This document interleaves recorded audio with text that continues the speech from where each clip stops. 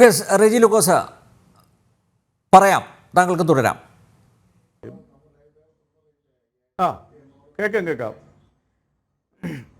അനിൽജി, ഞാൻ പറഞ്ഞു വന്നിട്ട് വെച്ചാൽ അങ്ങനെയുള്ള മഹത്തായ ഒരു കേരളത്തിലെ ഏറ്റവും വലിയ ജനസമൂഹം എന്ന് പറയുന്നത് എനിക്ക് ബൗൺസ് ആവുന്നുണ്ട്. ഇങ്ങോട്ട് കേൾക്കാം എങ്കിലും ഞാൻ പറയാം. അതായത് കേരളത്തിലെ ഏറ്റവും വലിയ ജനസമൂഹം എന്ന് പറയുന്നത് ഈഴ സമൂഹം. തിരുവിതാംകൂറിൽ അവരെ ഈഴവരെന്നും പിന്നെ മലബാർ ഭാഗത്ത് തീയരെന്നും പറയുന്ന മഹത്തായ ആ സമൂഹത്തിനെ ശ്രീനാരായണ ഗുരുദേവന്റെയും ഡോക്ടർ പൽപുവിന്റെയും അവരെ പോലുള്ളവരുടെയൊക്കെ പാരമ്പര്യം പേറുന്ന ആ സമൂഹത്തിനെ ഒരു രീതിയിലും അംഗീകരിക്കാൻ പറ്റാത്ത രീതിയിലുള്ള ഒരു വിഭാഗത്തിന്റെ വർഗീയതയിലേക്ക് കൂട്ടിക്കെട്ടാൻ ശ്രമിക്കുന്നതിനെ കേരളം അംഗീകരിക്കത്തില്ല, ഈഴവ സമൂഹം അംഗീകരിക്കത്തില്ല. അതാണ്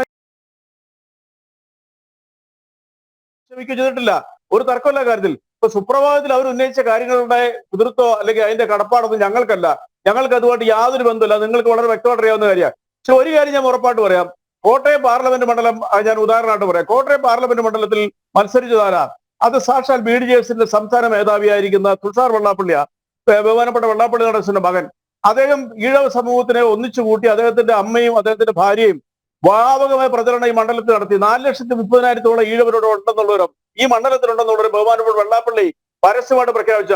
പക്ഷെ അദ്ദേഹത്തിന് കഴിഞ്ഞ തവണ പിന്നെ BJP സ്ഥാനാർത്ഥി നേടിയതിനേക്കാൾ 9,600 വോട്ടേ കൂടുതൽ പിടിക്കാൻ പറ്റുള്ളൂ. അപ്പൊ നമ്മൾ ചിന്തിക്കേണ്ടതല്ല, ചില സ്ഥലങ്ങളിലൊക്കെ തെറ്റിദ്ധാരണയിലൂടെയൊക്കെ ഈഴവ സമൂഹത്തിന് കുറെ വോട്ടുകൾ പോയെന്നുള്ള വസ്തുതയാ. അവരെ തെറ്റിദ്ധരിപ്പിച്ച് ഇത്തവണ നമുക്ക് നമ്മുടെ അംഗവരം കാണിക്കണം എന്നൊക്കെ പറഞ്ഞ് പലയിടത്തും കുപ്രചരണങ്ങൾ നടത്തി കുറെ വർഗീയതയെ കുത്തിവെച്ച് കുറെ വോട്ടുകൾ പോയെന്നുള്ള സത്യ. പക്ഷെ ആ മഹത്തായ സമൂഹത്തിനെ അതിന്റെ പേരിൽ വർഗീയതയുടെ താളത്തിലോ അല്ലെ തൊഴുത്തിലോ കെട്ടാൻ ശ്രമിച്ചാൽ അതിനെ വിമർശിക്കും. കാരണം കേരളത്തിന്റെ ഭൂമി ഈഴവ സമുദായം കേരളത്തിലെ ഇടതുപക്ഷത്തോടൊപ്പം മാത്രമേ ചേർന്ന് നിൽക്കാവൂ എന്ന വാശി എന്തിനാണ് സാർ? ഈഴവ സമുദായം മാറി ചിന്തിക്കുന്നു. ആ മാറി ചിന്തിച്ചതിൻ്റെ റിസൾട്ടാണ് നമ്മൾ കണ്ടത് ഈ പൊതുതെരഞ്ഞെടുപ്പിൽ കേരളത്തിൽ. നിങ്ങൾക്ക് എന്തിനാണ് വാശി? നിങ്ങൾ BJPയോട് ചേർന്ന് നിൽക്കുമ്പോൾ എന്താ നിങ്ങൾ പറയുന്നത്? അതിനെ വർഗീയമായിട്ട് നിങ്ങൾ എന്തുകൊണ്ട് കാണുന്നു എന്നുള്ളതാണ്.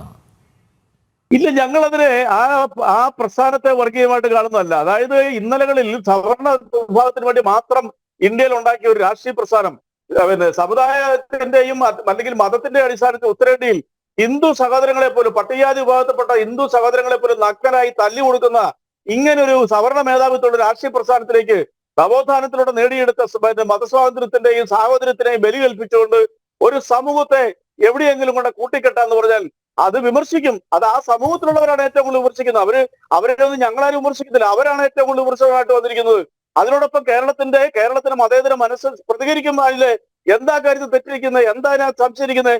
BJPയുടെ ഇന്നലെ കുറിച്ച് ഞാൻ പറയേണ്ട കാര്യമുണ്ട്. നിങ്ങൾക്ക് ആൾക്കാരോട് പ്രത്യേകിച്ച് സ്റ്റഡി ക്ലാസ് ഒക്കെ ആവശ്യമുണ്ടോ? BJP ഫോൺ ചെയ്തത്, BJP 1992 രൂപം കൊടുത്ത കാലം മുതൽ ആ പാർട്ടിയുടെ സവർണ മനോഭാവം ഇപ്പൊ എല്ലാവർക്കും അറിയാം.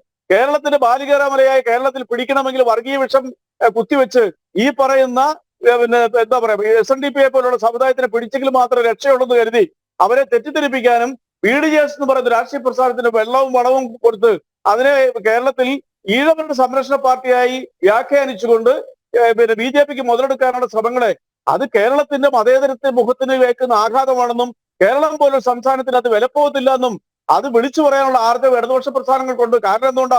ആ വലിയ സമൂഹത്തിന്റെ അസമത്വത്തിനും എതിരെ വിരൽ ചൂണ്ടി ആ സമൂഹത്തിനെ കേരളത്തിനോടൊപ്പം നടത്തുന്നതിന് വലിയ പങ്ക് വഹിച്ചിട്ടുള്ള ഇടതുപക്ഷ പ്രസ്ഥാനങ്ങളും അതിനു മുമ്പുള്ള ആ സമൂഹത്തിന്റെ തന്നെ വലിയ തേരാളികളും നവോത്ഥാന നായകന്മാരും നേടിയെടുത്ത സ്വാതന്ത്ര്യത്തിനെ ബലി കഴിച്ചുകൊണ്ട് വീണ്ടും ഒരു ബലികുടീരത്തിലേക്കോ അല്ലെങ്കിൽ ഒരു തടവറയിലേക്കോ കൊണ്ട് ഇടാൻ ശ്രമിച്ചാൽ കേരളം അംഗീകരിക്കത്തില്ല. അനിൽ നമ്പ്യാരെ, അത് ദുസ്തർക്കമായ കാര്യമാണ്. കുറെ തെറ്റിദ്ധാരണകൾ അല്ല റെജി ലൂക്കോസ്, വെള്ളാപ്പള്ളി നടേശനെ പോലുള്ള ഒരു സാമുദായിക നേതാവിനെ ഇങ്ങനെ പരസ്യമായി അധിക്ഷേപിച്ചിട്ട് അല്ലെങ്കിൽ അദ്ദേഹത്തെ വർഗീയവാദിയാക്കി മുദ്ര കുത്തിയിട്ട് എന്തുകൊണ്ട് ഇടതുപക്ഷത്തിൻ്റെ നേതാക്കന്മാർ പ്രതികരിക്കുന്നില്ല? നിങ്ങൾക്ക് തിരഞ്ഞെടുപ്പ് സമയത്ത് വെള്ളാപ്പള്ളി വേണം അല്ലേ? വെള്ളാപ്പള്ളിയുടെ വീട്ടിൽ പോയി വെള്ളാപ്പള്ളിയുടെ അനുഗ്രഹം വാങ്ങുന്ന ഇടത് വലത് മുന്നണി സ്ഥാനാർത്ഥികളൊക്കെ കണ്ടിട്ടുണ്ട്. പക്ഷേ ഇപ്പോൾ വെള്ളാപ്പള്ളിയെ കടന്നാക്രമിക്കുമ്പോൾ ആ പറഞ്ഞത് തെറ്റാണ്, സമസ്ത ഉന്നയിച്ചത് തെറ്റാണ്, അല്ലെങ്കിൽ സമസ്തയുടെ വിമർശനങ്ങൾ ഉൾക്കൊള്ളാനാവുന്നില്ല എന്ന് പറഞ്ഞ് വെള്ളാപ്പള്ളിയുടെ സംരക്ഷകരായി എന്തുകൊണ്ട് ഈ വോട്ടിന് വേണ്ടി അവിടെ പോയി നിൽക്കുന്ന ആൾക്കാരുണ്ടല്ലോ, അവർ എന്തുകൊണ്ട് രംഗത്ത് വരുന്നില്ല? വൈ? അതിപ്പോൾ തന്നെ അതിനോട് ഉത്തരം അനിൽ നമ്പ്യാരുടെ ചോദ്യം തന്നെയുണ്ട്. അതായത് ഏതെങ്കിലും ഒരു മഹത്തായ പ്രസ്ഥാനത്തിന്റെ നേതാവിനെ സംരക്ഷിച്ച് CPM വരുന്നേക്കാൾ ഉപരിയായിട്ട് കേരളത്തിലെ പൊതുസമൂഹം അതിനു വേണ്ടിയിട്ടുള്ള മറുപടി പറഞ്ഞോളും. അത് സമസ്തയുടെ അഭിപ്രായങ്ങൾക്കെതിരെ പ്രകടിപ്പിക്കേണ്ട ഗതികേടൊന്നും CPM-നില്ല. CPM എല്ലാ വിഭാഗത്തിൽപ്പെട്ട ജനങ്ങളെ ഒരുപോലെ കാണുന്ന ഒരു പ്രസ്ഥാനമാണ്. മതേതരത്തിന് വേണ്ടി വാദിക്കുന്ന ഒരു പ്രസ്ഥാനമാണ്. ഇവിടെ നേരത്തെ RV ബാബുചേട്ടൻ ന്യൂനപക്ഷങ്ങളെ കുറിച്ച് സംസാരിച്ചു. എനിക്കൊരു 1-2 കാര്യങ്ങൾ അതിനെക്കുറിച്ച് പറയാറുണ്ട്. കേരളത്തിലെ ന്യൂനപക്ഷം എന്ന് പറയുന്ന ആരാ?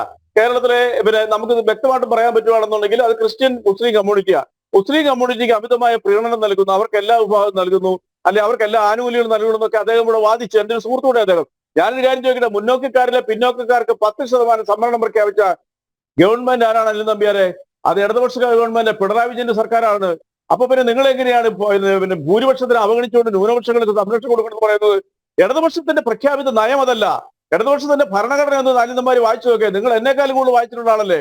ഒരു കാലത്ത് ആ പ്രസ്ഥാനമായിട്ട് സഹയാത്രികളിലായിരുന്നോ? അതിനകത്ത് പറഞ്ഞിരിക്കുന്നത് എന്താ? വിശ്വാസമുള്ളവരെ അല്ലാത്തവരെയും, മതേതരത്തിൽ വിശ്വസിക്കുന്നവരെ അല്ലാത്തവരെയും, വിശ്വാസികൾ സഹിതമുള്ളവരെ ചേർത്ത് പിടിക്കുന്ന ഒരു പ്രസ്ഥാനമാണ് CPM. അവിടെ മതവർഗീയവാദികൾ തലപൊക്കിയാൽ അതിനെ ചോദ്യം ചെയ്യും CPM. കാരണം എല്ലാ വിഭാഗത്തിൽപ്പെട്ട ആൾക്കാരെ സംരക്ഷിക്കും.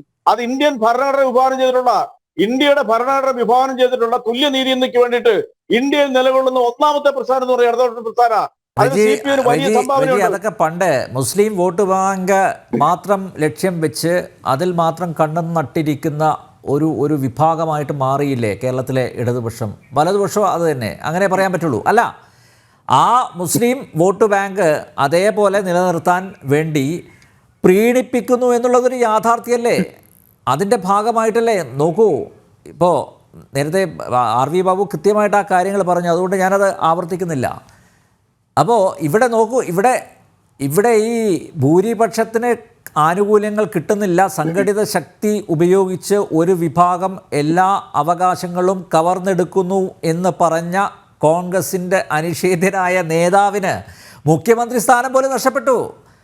കേരളത്തിൽ AK ആൻ്റണി മുഖ്യമന്ത്രി സ്ഥാനത്ത് നിന്ന് എങ്ങനെയാണ് അദ്ദേഹത്തിന് പുറത്തു പോകേണ്ടി വന്നത്? അദ്ദേഹം യാഥാർത്ഥ്യം വിളിച്ചു പറഞ്ഞു.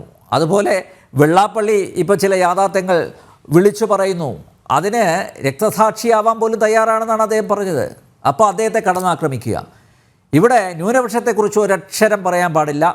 അവർ പല അവകാശങ്ങളും കവർന്നെടുക്കുന്നു, അതിനെക്കുറിച്ച് ഒരക്ഷരം പറയാൻ പാടില്ല. അങ്ങനെ പറഞ്ഞു കഴിഞ്ഞാൽ അവരെ വർഗീയവാദികളാക്കും, RSSൻ്റെ സഹയാത്രികരാക്കും. ആ ഒരു രീതി ശരിയാണോ? ക്രിയാത്മകമായൊരു സംവാദം നടക്കട്ടെ, ഒരു സാമൂഹ്യ സാമ്പത്തിക സർവേ നടത്തട്ടെ. അതിൻ്റെ അടിസ്ഥാനത്തിൽ നോക്കൂ, ആ KC സക്രിയ നടത്തിയ ആ സർവേയുടെ കൃത്യമായിട്ടുള്ള കണക്ക്, ആ സർവേയിലെ കണക്കുകളല്ലേ അദ്ദേഹം അവതരിപ്പിച്ചത്. അതിൽ ഏറ്റവും കൂടുതൽ ആനുകൂല്യങ്ങൾ ലഭിക്കുന്ന ഒരു വിഭാഗം മാത്രമല്ല, സാമ്പത്തികമായി വലിയ ഒരു മേൽക്കൈ ഉള്ള ഒരു വിഭാഗം, അതൊക്കെ യാഥാർത്ഥ്യങ്ങളല്ലേ? അതിൻ്റെ അടിസ്ഥാനത്തിൽ കേരളത്തിലെ മലയാളികൾ, പ്രത്യേകിച്ച് ഭൂരിപക്ഷ സമുദായത്തിൽ പെട്ടവർ, അവ കൃത്യമായി ചിന്തിക്കുന്നു. ആ ചിന്തിക്കുന്നതിനനുസരിച്ച് അവർ പ്രതികരിക്കുന്നു. അങ്ങനെ പ്രതികരിക്കുന്നതിൽ എന്താണ് റജി തെറ്റ്? 2 പ്രധാനപ്പെട്ട കാര്യങ്ങൾ അനിൽ നമ്പ്യാരുടെ ഓർമ്മയിലേക്ക് ഞാൻ കൊണ്ടുവരാം. ഇവിടെ RV ബാബുചേട്ടൻ ഹമാസിനെ പിന്തുണയ്ക്കുന്നൊക്കെ പറഞ്ഞുകൊണ്ട് പച്ച നുണ പറഞ്ഞു. അത് എനിക്കൊരു മറുപടി ഉണ്ട്. പാലസ്തീനിലെ പാവപ്പെട്ട ജനങ്ങളെ ഇപ്പൊ തന്നെ 42,000 ആളുകൾ ഔദ്യോഗിക കണക്കിൽ പ്രകാരം കൊല ചെയ്യപ്പെട്ടു. അതിലാണ് 28,000 പേരോളം കൊച്ചു കുഞ്ഞുങ്ങളാ. കൊച്ചുകുട്ടികൾ, സ്ത്രീകളെ എവിടെ മരണപ്പെട്ടാലും കൊല ചെയ്യപ്പെട്ടാലും അതിനെതിരെ അല്ലല്ല ഞാൻ പറയാൻ പൂർത്തിരിക്കട്ടെ. ആ കാര്യം തന്നെ ഞാൻ പറഞ്ഞതേ. ഞാൻ ചോദിക്കട്ടെ, ഇന്ത്യയുടെ പ്രധാനമന്ത്രി ബഹുമാനപ്പെട്ട നരേന്ദ്രമോദി ഈ യുദ്ധം ഉണ്ടായതിന്റെ അന്ന് മണിക്കൂറുകൾക്കുള്ളിൽ അദ്ദേഹം ഇസ്രായേലിനൊപ്പമാണ് ഇന്ത്യ ജനത എന്ന് പറഞ്ഞു. പിറ്റേ ദിവസം അദ്ദേഹം തിരുത്തി പറഞ്ഞു പാലസ്തീനൊപ്പമാണ്, പാലസ്തീന് വേണ്ട സഹായങ്ങൾ ചെയ്യും, പാലസ്തീനിൽ ബുദ്ധിമുട്ടുന്ന കുട്ടികൾക്കും സ്ത്രീകൾക്കും വേണ്ടി സഹായഹസ്തങ്ങൾ നീട്ടാൻ ഇന്ത്യ തയ്യാറാണെന്ന് പറഞ്ഞു. എന്താ കാരണം? അവിടെ ന്യൂനപക്ഷ പ്രീണനമാണോ? അവിടെ മുസ്ലിം സമൂഹത്തിനെ പ്രീണിപ്പിച്ചാണ്. എന്തായാലും ആ മുസ്ലിം സമൂഹത്തിനെ പ്രീണിപ്പിക്കത്തില്ല എന്നുള്ളൊരു അദ്ദേഹത്തിന്റെ അത് കഴിഞ്ഞിട്ടുള്ള തെരഞ്ഞെടുപ്പ് പ്രചരണ യോഗങ്ങളിലൊക്കെ രാജ്യം നാണം കെട്ട രീതിയിലായാലും കേട്ടതാ. അപ്പൊ നിങ്ങൾക്ക് അതിനെക്കുറിച്ച് എന്താ മറുപടി പറയാനുള്ളത്? നിങ്ങളൊന്ന് മനസ്സിലാക്കണം. ഞാൻ അതുകൊണ്ട് തന്നെയാണ് ഈ വിഷയത്തിനകത്ത് എടുത്തിട്ടത്. നിങ്ങളൊന്ന് മനസ്സിലാക്കണം, ലോകത്തിൽ എവിടെ അധസ്ഥിതർക്കോ അല്ലെങ്കിൽ എന്താ പറയുക പാർശ്വവൽക്കപ്പെട്ടവർക്കോ എതിരെ നടക്കുന്ന അതിക്രമങ്ങൾക്കെതിരെ ഈ രാജ്യത്ത് CPM ഇടതുപക്ഷ പ്രസ്ഥാനങ്ങൾ മാത്രമല്ല, അനിൽ ഈ ലോകത്തിലേക്ക് ഒന്ന് കണ്ണോടിക്കുക. ഒരു ഗ്ലോബൽ വില്ലേജ് അല്ലേ? യൂറോപ്പിലെ ഏതാണ്ട് 26ഓളം രാജ്യങ്ങളിൽ, അമേരിക്കയിലെ 12 യൂണിവേഴ്സിറ്റികളിൽ, ഏഷ്യയിലെ പല സ്ഥലങ്ങളും ഇന്ന് ക്യാമ്പസുകൾ ഇളകി മറിയുവാണ് ഇസ്രായേലിന്റെ ഈ പാലസ്തീൻ ക്രൂരതയ്ക്കെതിരെ. അതെന്ത് അനിൽ നമ്പ്യാർ മനസ്സിലാക്കാതെ? അപ്പൊ അവിടെ ഞങ്ങള് അതിന് ഐക്യദാർഢ്യം ഹമാസിനെയൊക്കെ പിന്തുണച്ചിട്ട് ഈ തെരഞ്ഞെടുപ്പില് വലിയ ഗുണമൊന്നും കിട്ടിയില്ലല്ലോ. മുസ്ലിം വോട്ടുകളൊക്കെ UDF സ്ഥാനാർത്ഥികൾക്കല്ലേ പോയത്. റെജി ഒരു നിമിഷം, ഞാൻ ഒന്ന് അഡ്വക്കേറ്റ് ബി ഗോപാലകൃഷ്ണനിലേക്ക് പോയിക്കോട്ടെ. ഒരു നിമിഷം, ഒരൊറ്റ സെക്കൻഡ് കഴിഞ്ഞ് നോക്കൂ. അദ്ദേഹത്തിന് അവിടെ ഒത്തിരി നേരമായിട്ട് എന്റെ സുഹൃത്ത് വെയിറ്റ് ചെയ്യുന്നു. പറഞ്ഞോ. ഞങ്ങളുടെ ലക്ഷ്യം വോട്ടല്ല എന്ന് ഇപ്പൊ ഇതിലൂടെ തന്നെ അനിൽ നമ്പ്യാർ മനസ്സിലാകത്തില്ലേ? വോട്ട് ബാങ്കിനെ സൂചിപ്പിക്കുന്ന ലക്ഷ്യമല്ല ഇടതുപക്ഷം എന്നുള്ള അനിൽ നമ്പ്യാർ ചോദ്യത്തിലൂടെ തന്നെ വന്നില്ലേ? അതായിരിക്കും പറയാം. ഹമാസ് ഐക്യദാർഢ്യ റാലി, അതൊന്നും മറക്കരുത്. Yes, advocate Gopalakrishnan. ഈഴവർക്ക് ഒരു നിമിഷം റെജി. ഈഴവർക്ക് എന്ന വ്യാജേന സവർണ സമുദായങ്ങൾക്ക് വേണ്ടി വെള്ളാപ്പള്ളി വിടുപണി ചെയ്യുന്നു. RSSനുള്ള ഒളിസേവയാണ് ഈഴവ സമുദായത്തെ ഹൈജാക്ക് ചെയ്യുന്നതിലൂടെ വെള്ളാപ്പള്ളി നടേശൻ നടത്തുന്നത്. ഇസ്ലാമോഫോബിയ എന്ന സംഘപരിവാർ അജണ്ട ഈഴവരിലേക്കും പടർത്തുക എന്നതാണ് വെള്ളാപ്പള്ളിയുടെ കുടില തന്ത്രം. ഇങ്ങനെയൊക്കെയാണ് വിമർശനങ്ങൾ പോകുന്നത്. സമസ്തയുടെ വിമർശനം, അത് വെള്ളാപ്പള്ളി നടേശനുമായിട്ട് ഞാൻ ഇന്ന് സംസാരിച്ചു. അദ്ദേഹത്തിന് വൈറൽ ഫീവർ ആയതുകൊണ്ട് പിന്നെ അദ്ദേഹത്തിന് ഈ പ്ലാറ്റ്ഫോമിൽ വരാൻ ബുദ്ധിമുട്ടാണെന്ന് പറഞ്ഞു. അദ്ദേഹം പറഞ്ഞത്, ഞാൻ പറഞ്ഞതിൽ ഞാനിപ്പോഴും ഉറച്ചു നിൽക്കുന്നു. എന്തായാലും ഇത്തരത്തിലുള്ള ചില വിമർശനങ്ങൾ അല്ലെങ്കിൽ കടന്നാക്രമണം എല്ലാം ഞാൻ പ്രതീക്ഷിച്ചതാണ്. പക്ഷേ പറഞ്ഞതിൽ ഞാൻ ഇപ്പോഴും ഉറച്ചു നിൽക്കുന്നു, ഒരിക്കലും പുറകോട്ട് പോകില്ല. ഇത് കേരളത്തിൻ്റെ സാമൂഹിക അന്തരീക്ഷത്തിൽ നിലനിൽക്കുന്ന യാഥാർത്ഥ്യങ്ങളാണ്. അത് ഇനിയും ഞാൻ കണക്ക് സഹിതം തുറന്നു പറയുന്നതാണ് പറഞ്ഞത്. എന്തുകൊണ്ടാണ് ശ്രീ ഗോപാലകൃഷ്ണൻ ഇത്ര വിരളി പിടിച്ച് സമസ്ത ഇറങ്ങിത്തിരിച്ചിരിക്കുന്നത്?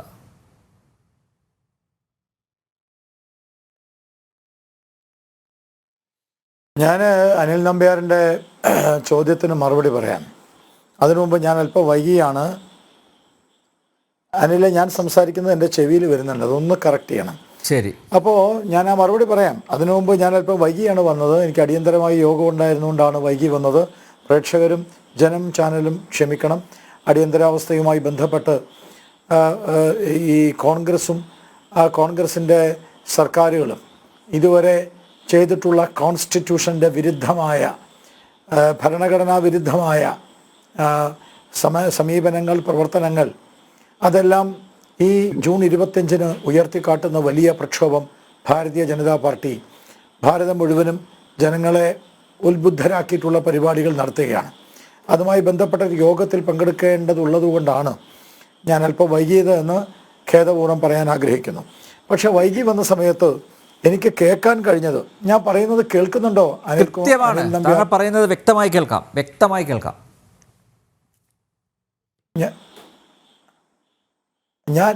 ഞാൻ ഇങ്ങോട്ട് വരുന്ന സമയത്ത് അല്പം വൈകിട്ടാണെങ്കിൽ പോലും എൻ്റെ സുഹൃത്ത് റെജി ലൂക്കോസ് പറഞ്ഞു, വോട്ടിന് വേണ്ടിയിട്ടല്ല, പാവപ്പെട്ടവർക്ക് വേണ്ടിയാണ്, കുഞ്ഞുങ്ങൾക്ക് വേണ്ടിയാണ്. ഞങ്ങൾ ഹമാസിനെ മാത്രമല്ല, എവിടേക്കാണോ കുഞ്ഞുങ്ങളും പാവപ്പെട്ടവരും സ്ത്രീകളും വേദനിക്കുക അവിടെയെല്ലാം ഞങ്ങളുണ്ടാവും. ഞങ്ങളെപ്പോലെ ലോകത്തെ സമാധാനം ആഗ്രഹിക്കുന്നവർ, ഞങ്ങളെപ്പോലെ ലോകത്തെ മറ്റു പലരും ഉണ്ടാവും. എന്താ റെജി ലൂക്കസെ, നിങ്ങൾ കാശ്മീരിൽ കണ്ടില്ല? കാശ്മീരിലെ സ്ത്രീകൾ വെടിയുണ്ടക്കിരയായപ്പോൾ കാശ്മീരിലെ കുഞ്ഞുങ്ങളെ നാട് വെടിയിപ്പിക്ക് അവിടെ നിന്ന് ഓടിച്ച് സകലതും അവരുടെ പിടിച്ചു വാങ്ങി ആ നാട്ടിലെ ജനങ്ങളെ ആ നാട്ടിൽ നിന്ന് ഓടിച്ചപ്പോൾ നിങ്ങളെ കണ്ടില്ലല്ലോ, നിങ്ങൾ മിണ്ടിയില്ലല്ലോ, ഒരു വാക്ക് സംസാരിക്കാൻ നിങ്ങൾ തയ്യാറായില്ലല്ലോ. നിങ്ങൾ കാശ്മീർ ഭീകരവാദികൾക്ക് പിന്തുണ കൊടുത്ത നമ്മുടെ കേരളത്തിലെ ബുക്കർ നേതാവിനെ സംരക്ഷിക്കുന്ന സമീപനമല്ലേ നിങ്ങൾ സ്വീകരിച്ചത്? നിങ്ങൾ എവിടെയെങ്കിലും കാശ്മീർ വിഷയത്തിൽ കാശ്മീരിലെ പണ്ഡിറ്റുകൾക്ക് വേണ്ടി നിങ്ങൾ സംസാരിച്ചോ? അതെന്താ കാരണം? അവർ ഹിന്ദുക്കളായതുകൊണ്ടല്ലേ?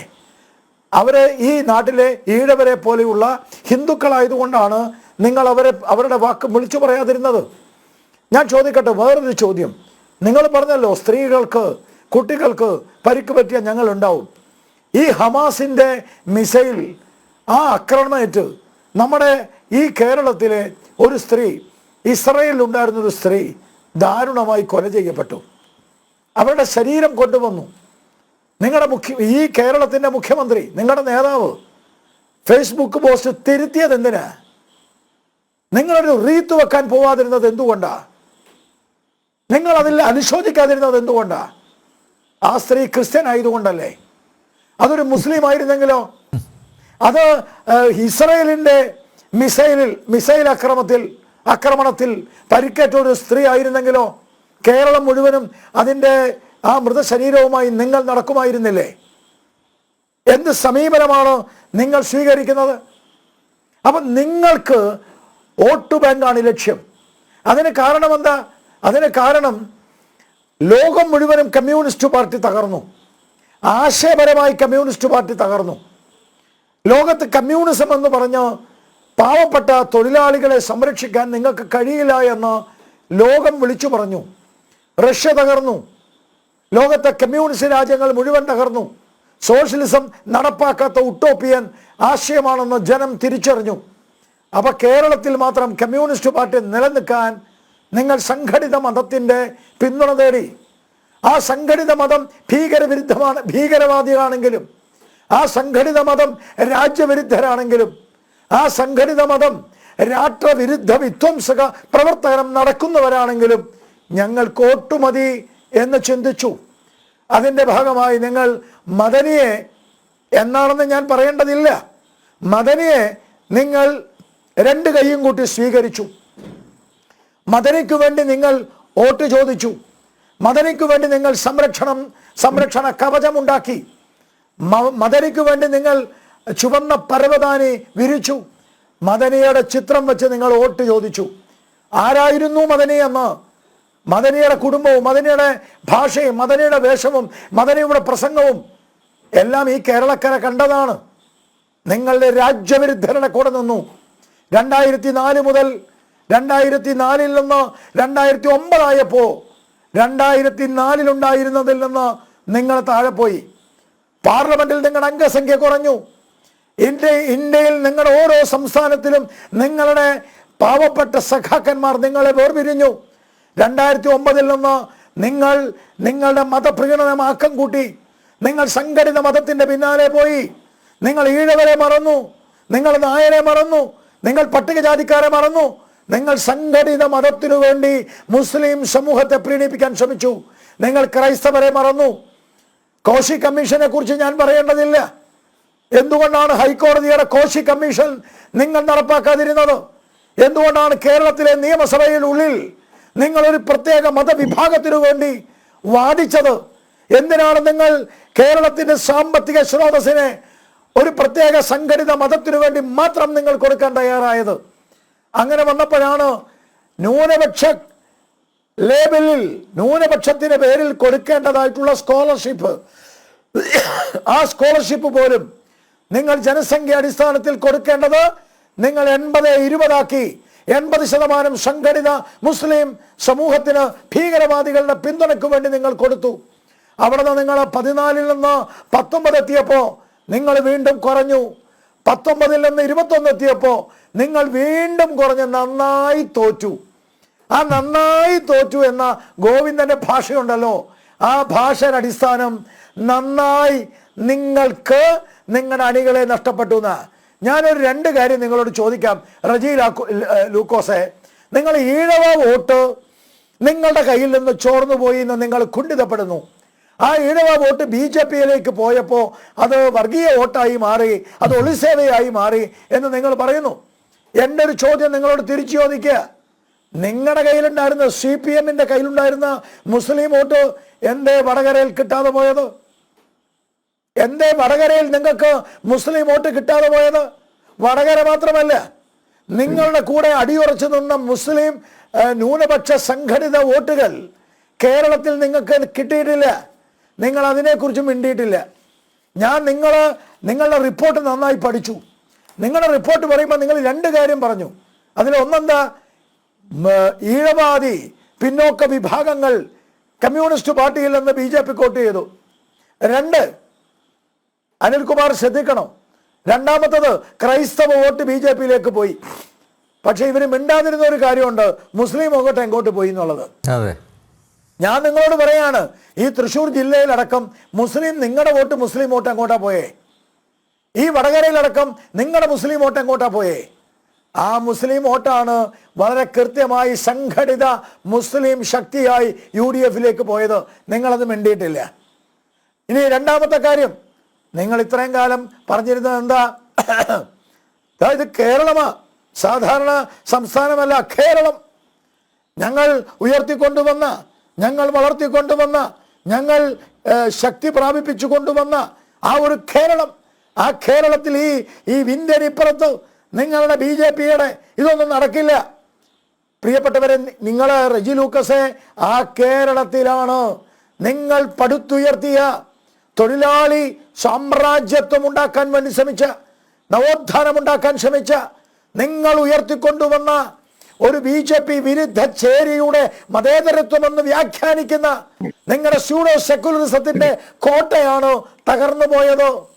നിങ്ങളുടെ തൊഴിലാളികളാണ് നിങ്ങളെ ഉപേക്ഷിച്ചത്.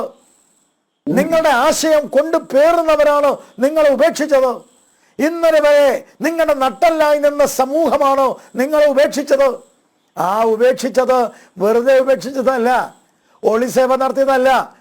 വിവരം വെച്ച് കാര്യങ്ങൾ മനസ്സിലാക്കി, കാര്യങ്ങൾ ഇങ്ങനെ പോയാൽ നടക്കില്ല എന്ന് മനസ്സിലാക്കിയ സമൂഹം അവർ മാറി. ക്രൈസ്തവർ പറഞ്ഞു കോശി കമ്മീഷൻ നടത്താൻ. എന്തേ കോശി കമ്മീഷൻ നിങ്ങൾ വിമുഖത കാണിച്ചത്? എന്തുകൊണ്ട് നിങ്ങൾ 80-20 എന്ന അനുവാദത്തിലേക്ക് കൊണ്ടുവന്നു ന്യൂനപക്ഷ സ്കോളർഷിപ്പുകൾ? എന്തുകൊണ്ട് ഈ കേരളത്തിലെ പല പരിരക്ഷകളും ഒരു പ്രത്യേക സമൂഹത്തിന് മാത്രം കൊടുക്കാൻ നിങ്ങൾ തയ്യാറായി? അതാണ് വെള്ളാപ്പള്ളി നടേശൻ ചോദിച്ചത്.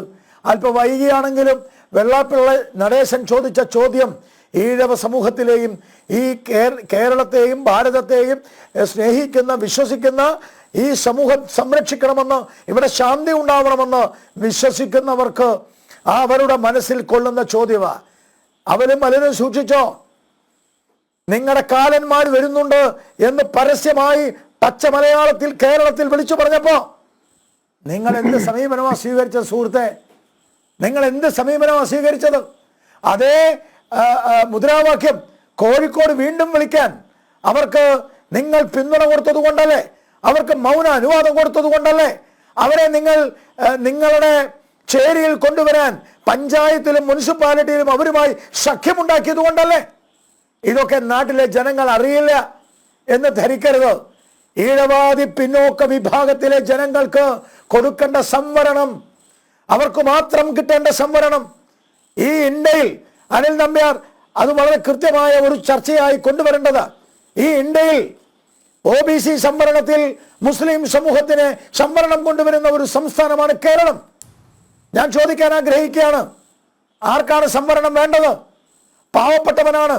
കോൺസ്റ്റിറ്റ്യൂഷന് വിരുദ്ധമാണത്. കോൺസ്റ്റിറ്റ്യൂഷനിൽ പറഞ്ഞിരിക്കുന്നത് എന്താ?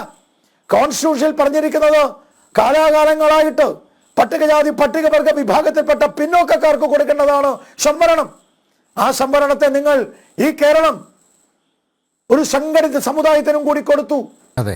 ഇതൊന്നും ഈ നാട്ടിലെ ജനങ്ങൾ ഇതുവരെ ചോദ്യം ചെയ്യപ്പെട്ടിട്ടില്ല.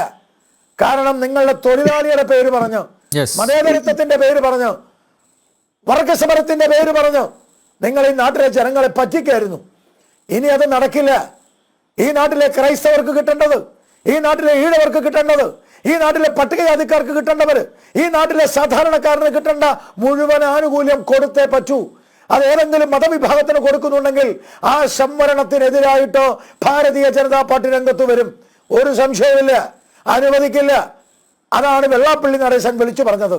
വെള്ളാപ്പള്ളി നടേശൻ വിളിച്ചു പറഞ്ഞ യാഥാർത്ഥ്യമാണ് ഇന്ന് കേരളം ചർച്ച ചെയ്യപ്പെടുന്ന. ജനം ചാനലിനെ അഭിനന്ദിക്കുകയാണ്. പല ചാനലുകളൊന്നും മുക്കിവെച്ചു. വെള്ളാപ്പള്ളി നടേശൻ പറഞ്ഞ യാഥാർത്ഥ്യം മുക്കിവെച്ചു. എന്നിട്ട് ഗോവിന്ദൻ മാഷ് വെള്ളാപ്പള്ളി നടേശൻ പറഞ്ഞ് ഈഴവൻ ഒളിസേവ ചെയ്തത് ചർച്ച ചെയ്തു. ഈഴവ സമൂഹത്തെ ഒളിവ് സേവ ചെയ്തു വെള്ളാപ്പള്ളി നടേശൻ.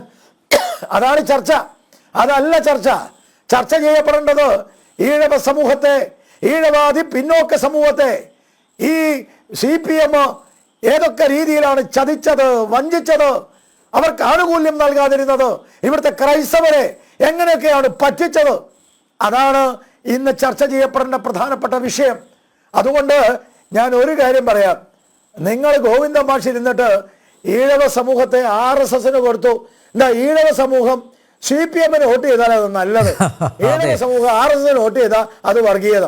അതെന്തും മര്യാദകേടാ സാർ, അതെന്തും മര്യാദകേടാ സംസാരിക്കുന്നത്. അതുകൊണ്ടാണ് നിങ്ങളോട് ഞാൻ പറഞ്ഞത്. ഇപ്പൊ നിങ്ങൾ പറഞ്ഞ ഒരൊറ്റ പോയിന്റും കൂടി പറഞ്ഞ് ഞാൻ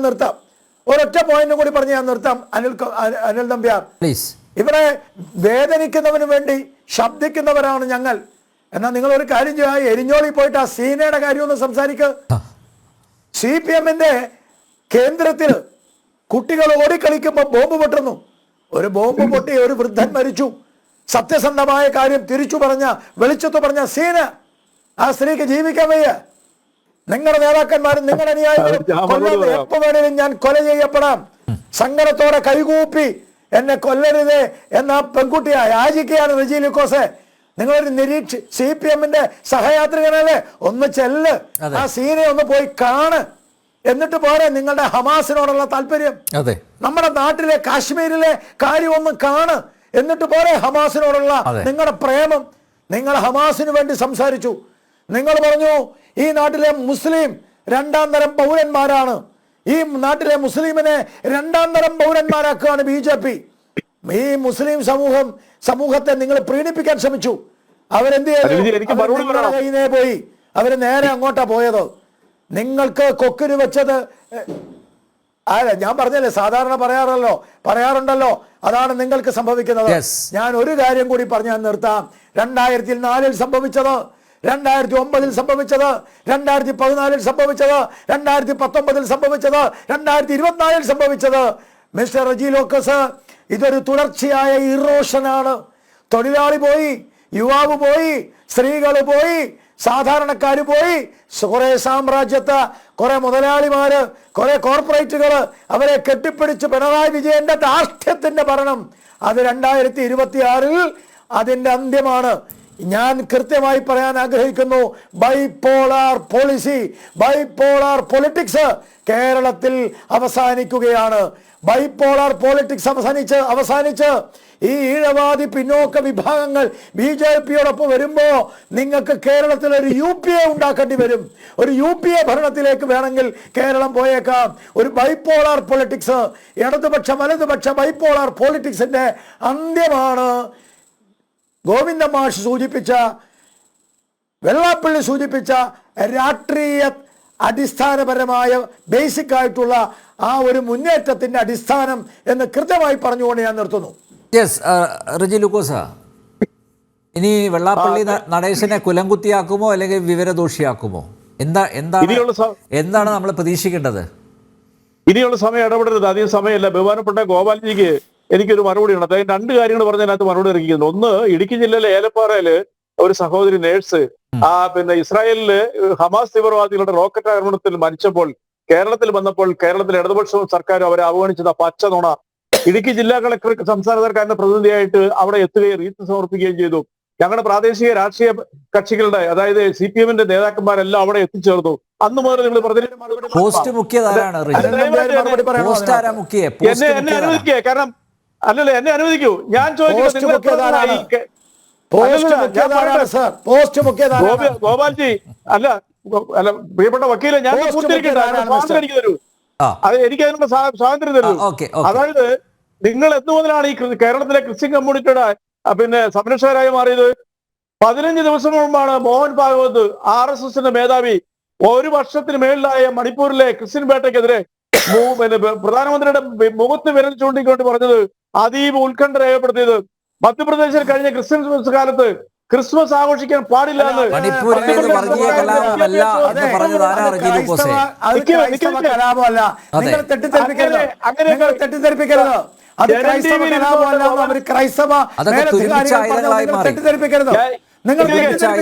സംസാരിപ്പിക്കാതിരിക്കുന്നത്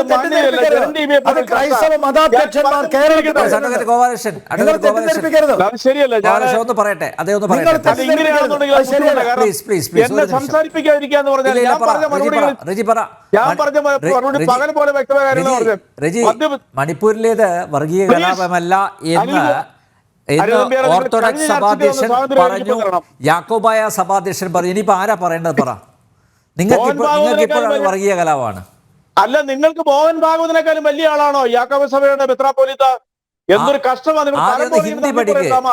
ഹിന്ദി പഠിച്ച ശേഷം ഇടപെടാതെ ഇനിയും ചർച്ചയ്ക്ക് ഇരിക്കേണ്ടവരാണോ നമ്മള്? മധ്യപ്രദേശിലെ സർക്കാർ വിദ്യാഭ്യാസ വകുപ്പ് ക്രിസ്മസ് ആഘോഷിക്കാൻ പാടില്ല സ്കൂളിൽ എന്ന് പറഞ്ഞോട് തിട്ടൂരം കൊടുത്താരാ? അവിടെ എന്താ പറയാ, ക്രിസ്മസ് പാപ്പയുടെ വേഷം ധരിക്കാൻ പാടില്ല എന്ന് പറഞ്ഞ് തിട്ടൂരം കൊടുത്താരാ? തന്നെയുമല്ല, സ്കൂളിൽ ഒരു കുട്ടി ക്രിസ്ത്യൻ ഗാനം ആലപിക്കാനായിട്ട് നേതൃത്വം കൊടുത്ത ഒരു കന്യാസ്ത്രീ എന്ന് ആരോപിച്ചുകൊണ്ട് ആ സിസ്റ്ററെ കോട്ടയത്തിലെ കാര്യത്തിയ നിങ്ങൾ അകാരണമായിട്ട് ജയിലിലിട്ടില്ലേ? യേശില്ല. റെജി ഇതൊന്നും യേശില്ല. സ്വാമിയെ നിങ്ങൾ ജയിലിലിട്ട് കൊന്നില്ലേ? റെജി ഉൾപ്പെടെയുള്ള ക്രൈസ്തവർ മാറി ചിന്തിക്കും. ഏതെങ്കിലും ഒരു പാസ്റ്റർക്ക് 2024 തെരഞ്ഞെടുപ്പിൽ മാറി ചിന്തിച്ചു തുടങ്ങിയിട്ടുണ്ട്. ഇനി റെജി ഉൾപ്പെടെയുള്ളവർ മാറും. ആ മാറുന്ന കാഴ്ചക്ക് ഞാനും അഡ്വക്കേറ്റ് ഗോപാലകൃഷ്ണനും ഒക്കെ സാക്ഷ്യം വഹിക്കും താമസിയാതെ. പങ്കെടുത്ത RB ബാബു തൃശ്ശൂരിലെ 2 പള്ളികൾ ഹിന്ദു ദേവാലയങ്ങളാണെന്നും പിടിച്ചെടുക്കണമെന്നും പറഞ്ഞില്ലേ? നിങ്ങൾ എന്നു മുതലാ ക്രിസ്ത്യാനിയുടെ സംരക്ഷകരായത്? കേരളത്തിലെ കുറെ ആളുകളെ തെറ്റിദ്ധരിപ്പിക്കാൻ സാധിച്ചിട്ടുണ്ട്. അവരെ ഒന്നും നിങ്ങൾക്ക് കാലങ്ങളായിട്ട് തെറ്റിദ്ധരിക്കാൻ പറ്റുന്നില്ല. കേരളത്തിലെ മുസ്ലിങ്ങളും കേരളത്തിലെ ക്രൈസ്തവരും കേരളത്തിലെ ഈഴവരും അവർ നമുക്ക് മാത്രമേ വോട്ട് ചെയ്യാൻ പാടുള്ളൂ, BJPക്ക് വോട്ട് ചെയ്യരുത് എന്ന വാശി ഇനിയെങ്കിലും റെജി ലൂക്കോസ് ഉപേക്ഷിക്കണം. നിങ്ങളെ ചിന്തിക്കുന്ന പോലെയല്ല അവർ ചിന്തിക്കുന്നത്. അവർ മാറി ചിന്തിച്ചു തുടങ്ങിയിരിക്കുന്നു. അതിന്റെ പ്രതിഫലമാണ് ലോക്സഭാ തെരഞ്ഞെടുപ്പിൽ കണ്ടത്. കേരളത്തിലെ ക്രിസ്ത്യൻ കമ്മ്യൂണിറ്റി വിദ്യാസമ്പന്നമുള്ള വിവേകശാലികളായ സമാധാന പ്രിയരായിട്ടുള്ള സമൂഹം, അവരെ നിങ്ങൾ സംരക്ഷക വേഷം കെട്ടിക്കൊണ്ട് തിന്നാമെന്ന് വിചാരിച്ചാൽ, പള്ളവിരിപ്പിക്കാന്ന് വിചാരിച്ചാൽ അത് നടക്കുന്ന കാര്യമല്ല. നമുക്ക് ചർച്ച അവസാനിപ്പിക്കാം. ഒറ്റ കാര്യം കൂടി ചോദിച്ചോട്ടെ, ഇനിയും ഈ മുസ്ലിം പ്രീണനം തുടരുമോ? നിങ്ങൾക്ക് വലിയ അടിയാണ് കൊണ്ടത് അല്ലെ, വലിയ ആഘാതമാണ് സംഭവിച്ചത്. CPI സംസ്ഥാന സമിതി യോഗത്തിലടക്കം അതൊക്കെ ചർച്ച ചെയ്തിട്ടുണ്ട്. ഇനിയും നിങ്ങളെ കൈവിട്ട, ലോക്സഭാ തെരഞ്ഞെടുപ്പിൽ നിങ്ങളെ കൈവിട്ട ആ മുസ്ലിം സമുദായത്തെ പ്രീണിപ്പിച്ചുകൊണ്ട് ഇനിയും നിങ്ങൾ മുന്നോട്ട് പോകും? അത് മാത്രമേ എനിക്കറിയണ്ടൂ. അതോ മാറ്റിപ്പിടിക്കുമോ? ഇപ്പൊ എന്തായാലും ശൈലി മാറ്റിപ്പിടിച്ചിരിക്കുന്നു. പിണറായി വിജയൻ അടിസ്ഥാന ജനവിഭാഗങ്ങളുടെ പ്രശ്നങ്ങൾ ചർച്ച ചെയ്യാൻ അദ്ദേഹം ഇറങ്ങിത്തിരിച്ചിട്ടുണ്ട്. അതുപോലെ അദ്ദേഹം ഏറ്റവും വലിയ വിമർശനത്തിന് വിധേയമായത് ഇതുകൂടിയാണ്. അദ്ദേഹവും അദ്ദേഹത്തിൻ്റെ മരുമനൊക്കെ ചേർന്ന് നടത്തുന്ന ചില ഇതുണ്ടല്ലോ, ചില പരിപാടികൾ, കലാപരിപാടികൾ. അത് ഈ ഇലക്ഷൻ റിസൾട്ടിൻ്റെ അടിസ്ഥാനത്തിൽ അത് നിങ്ങൾക്ക് ഒരു പാഠമായി എടുത്തുകൊണ്ട് നിങ്ങൾ ഇനിയെങ്കിലും ആ നയസമീപനങ്ങളിൽ കൂടി തിരുത്തൽ വരുത്തുമോ എന്നേ അറിയട്ടു. റെജി അവസാനിപ്പിക്കാം. അല്ല, അതെ, തീർച്ചയായിട്ടും ബഹുമാനപ്പെട്ട ഗോപാലൻ വക്കീൽ പറഞ്ഞ ഒരു ഒറ്റ കാര്യത്തിൽ, കാരണം വളരെ ചരിത്രപരമായിരുന്നോണേ അദ്ദേഹം പറഞ്ഞത്. ബഹുമാനപ്പെട്ട EMS നമ്പൂതിരിപ്പാട് വർഷങ്ങൾക്ക് മുമ്പ് ഫ്രണ്ട് ലൈൻ എന്ന് പറഞ്ഞ മാഗസിനിൽ എഴുതിയ ഒരു ലേഖനമുണ്ട്. കാശ്മീർ പണ്ഡിറ്റുകളുടെയും അവരനുഭവിച്ച വിഷമത്തെ കുറിച്ചും ബാക്കിയുള്ള കാര്യങ്ങളെ അങ്ങനെയൊക്കെ പറഞ്ഞൊന്നും അങ്ങനെയൊന്നും പറഞ്ഞു നമ്മളെല്ലാവരും വായിക്കുന്നവരാണ്. അങ്ങനെയൊക്കെ വക്രീകരിച്ചുകൊണ്ട്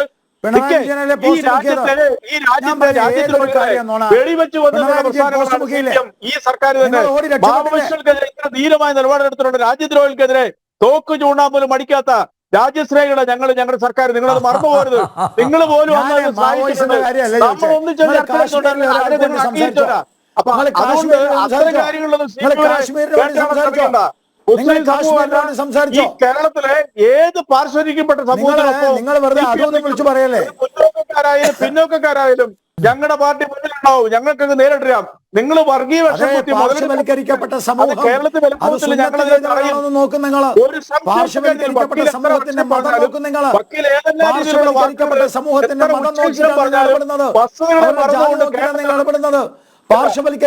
സമൂഹത്തിന്റെ മതം നോക്കിയിട്ടല്ല ഒരു രാഷ്ട്രീയ പാർട്ടി ഇടപെടേണ്ടത്.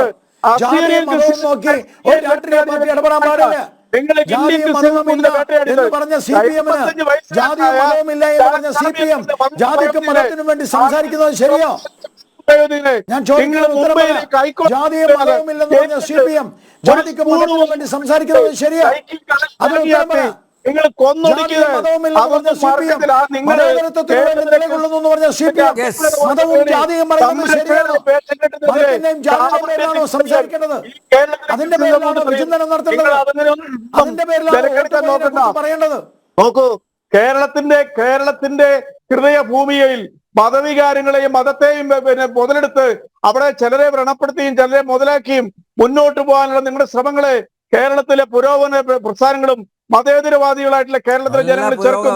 താൽക്കാലികമായ നേട്ടത്തിന്റെ പേരിൽ പ്രിയപ്പെട്ട ഗോപാലകൃഷ്ണൻ വക്കീലെ നിങ്ങൾ നെളിയണ്ട.